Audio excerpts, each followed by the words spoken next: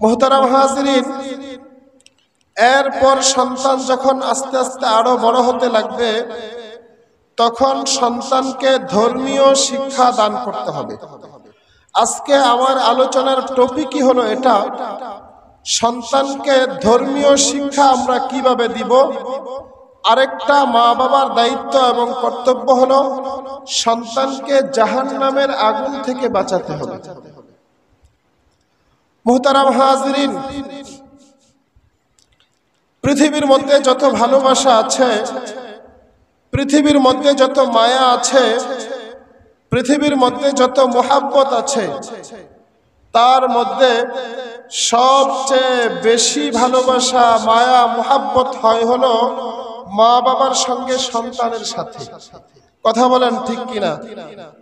মা বাবা আর সন্তানের সঙ্গে যে ভালোবাসা, মায়া, মোহাব্বত, এই মায়া মোহাব্বত অন্য কারো সাথে কারো হয় না।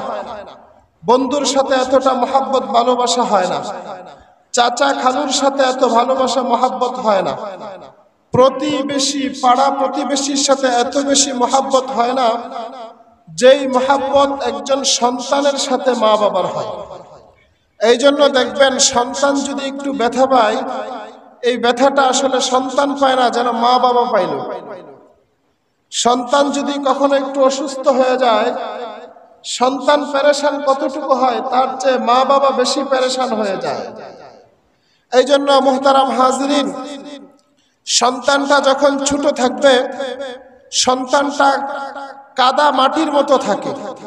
কাদা মাটিকে যেইভাবে আপনি ঘুরাবেন সেইভাবে ঘুরবে। কাদা মাটি দিয়া চাইলে আপনি পুতুল বানাতে পারবেন, কাদা মাটি দিয়া চাইলে আপনি ডেক পাতিল বানাতে পারবেন, কাদা মাটি দিয়া চাইলে আপনি ইটা বানাতে পারবেন, কাদা মাটি দিয়া চাইলে আপনি মোবাইল বানাইতে পারবেন। কারণ কাদা মাটিটা ওইভাবেই তৈরি হয়ে আছে। ঠিক তেমনি ভাবে প্রতিটি সন্তানই ছোটকালে মা বাবার হাতে এমন কাদা মাটির মতো তৈরি হয়ে থাকে, মা বাবা এটাকে যেভাবে ঘুরাইবে সে সেইভাবেই ঘুরবে। মা বাবা যদি চায় এটাকে আল্লাহর ওয়ালি বানায় দিবে ছোট থেকেই, মা বাবার জন্য সম্ভব। মা বাবা যদি চায় এটাকে সন্ত্রাস বানায় দিবে, এটাও মা বাবার জন্য সম্ভব। মা বাবা যদি চায় এটাকে নেককার বানায় দিবে, এটা মা বাবার জন্য সম্ভব। মা বাবা যদি চায় এটাকে বদকার বানায় দিবে, এটাও মা বাবার জন্য সম্ভব।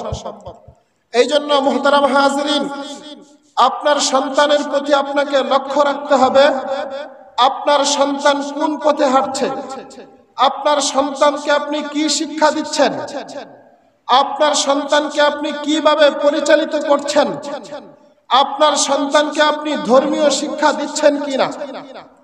কারণ হলো, একজন সন্তানকে যদি ছোটকালে কোনো মা এবং বাবা ধর্মীয় শিক্ষা না দিয়ে থাকে, এই সন্তান বড় হয়ে কখনোই ধর্মীয় শিক্ষা অর্জন করতে পারবে না। এর দ্বারা রেজাল্ট কি আসবে? আপনি সন্তানকে ইঞ্জিনিয়ার বানাতে পারবেন, আপনি সন্তানকে ডাক্তার বানাতে পারবেন, আপনি সন্তানকে জজ ব্যারিস্টার বানাতে পারবেন, কিন্তু আপনি সন্তানকে মুসলমান বানাতে পারবেন না। মুহতারাম হাজিরিন, একজন সন্তানকে মুসলমান বানাবার জন্য আপনার জন্য দায়িত্ব এবং কর্তব্য হলো আপনার সন্তানকে ছোট অবস্থায় ধর্মীয় জ্ঞান, ইসলামিক জ্ঞান তার ভিতরে ঢুকায়া দিতে হবে। ধর্মীয় জ্ঞান, ইসলামিক জ্ঞান ঢুকানির পরে, নামাজের জ্ঞান ঢুকানির পরে, রোজার জ্ঞান ঢুকানির পরে, ইমানে মুজমাল মুফাসসালের জ্ঞান ঢুকানির পরে আপনার সন্তানকে আপনি যা খুশি যত বড় শিক্ষিত বানাতে মনে চায় বানান, কোনো আপত্তি নাই। কিন্তু আপনার সন্তানকে কোরআনের শিক্ষা না দিয়া যদি আপনি শিক্ষিত বানাতে থাকেন, এই শিক্ষা দ্বারা তার ভবিষ্যতে দুনিয়াতে এবং আখিরাতে 4 পয়সার কোনো কাজে লাগবে না।